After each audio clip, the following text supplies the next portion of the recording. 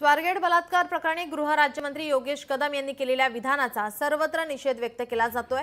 वंचित बहुजन आघाडीचे सर्वेसर्वा प्रकाश आंबेडकर यांनीही कदम यांच्या वक्तव्याचा निषेध केलाय। असे विधान करणे हे दुर्दैवी आहे। मंत्र्यांच्या अशा वक्तव्याने बळ हे आरोपीला आणि पोलीस खात्याला मिळतं असा आरोप आंबेडकर यांनी लगावलाय। अशा योगेश कदम राज्यमंत्री महाराष्ट्र शासन यांनी जे इनसेन्सिटिव्ह स्टेटमेंट केलं, असंवेदनशील वक्तव्य केलं पुण्याच्या अतिप्रसंगाच्या संदर्भात, हे दुर्दैवी असं मी त्या ठिकाणी मानतो। अशा ह्या इनसेन्सिटिव्ह मंत्री जे आहेत, असंवेदनशील मंत्री आहेत योगेश कदम यांना मंत्रिमंडळात का ठेवावं, हा प्रश्न देवेंद्र फडणवीस यांनी स्वतःला विचारला पाहिजे।